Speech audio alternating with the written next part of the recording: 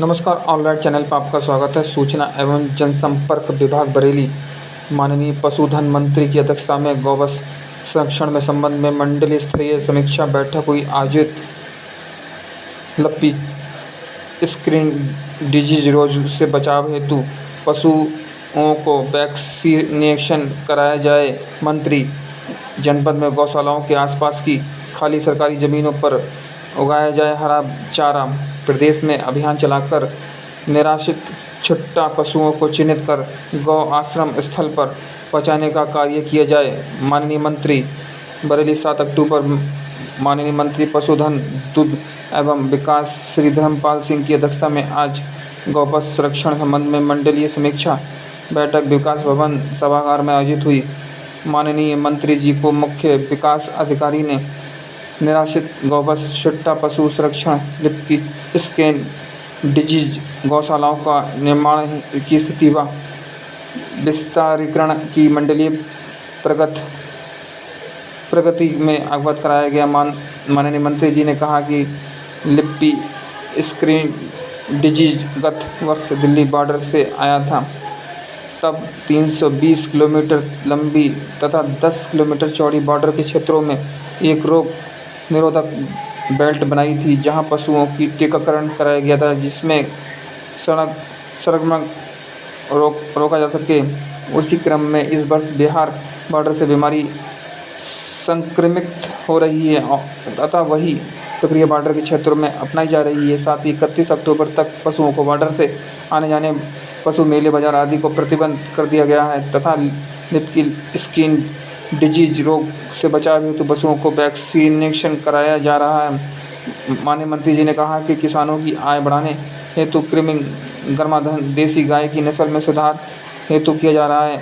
अब जो भी देसी गाय दूध कम देती है, उसको आधुनिक तकनीकी के माध्यम से दूध उत्पादकता बढ़ाए जाने हेतु कार्य किए जा रही है। अच्छी प्रजाति जैसे हरियाणवी, साहिवाल, गंगागिरी आदि की सीमन देसी गायों को देकर उसमें जो बछिया पैदा होगी वो ज़्यादा मात्रा में दूध देगी, तभी किसानों की आय बढ़ेगी।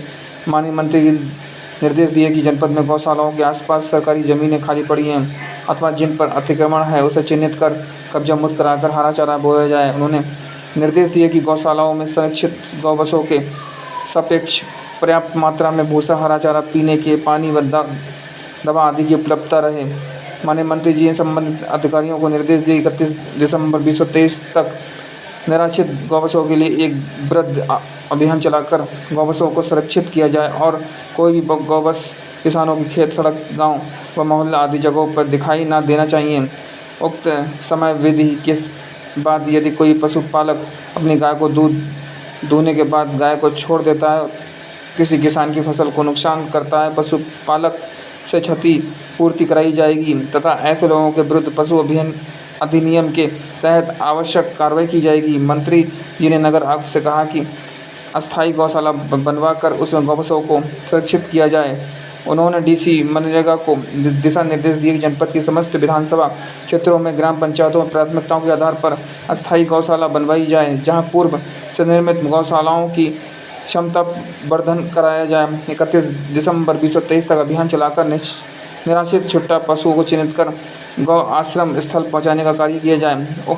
उपरांत मंत्री जी ने अल्पसंख्यक कल्याण विभाग की मंडलीय समीक्षा बैठक करी। उन्होंने मदरसों और प्रधानाचार्य अध्यापकों से भी कहा कि छात्र छात्राओं को उर्दू, फारसी के साथ हिंदी, अंग्रेजी, विज्ञान सहित अन्य विषयों की शिक्षा दी जाए।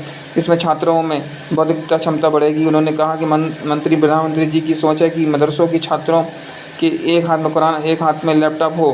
बैठक में मुख्य विकास अधिकारी जग प्रवेश, नगर आयुक्त निधि गुप्ता, बस अपर निर्देशक पशुपालक, उप निर्देशक अल्पसंख्यक कल्याण अधिकारी, जिला पंचायत राज अधिकारी, डीसी मनरेगा मुख्य पशु चिकित्सा अधिकारी बरेली, पीलीभीत, शाहजहांपुर मंडल के चारों जनपदों, जिला अल्पसंख्यक कल्याण अधिकारी, समाज कल्याण अधिकारी, समस्त खंड विकास अधिकारी, समस्त उप मुख्य पशु चिकित्सा अधिकारी, मदरसों प्रधान अध्यापक सहित संबंधित अधिकारीगण उपस्थित रहे।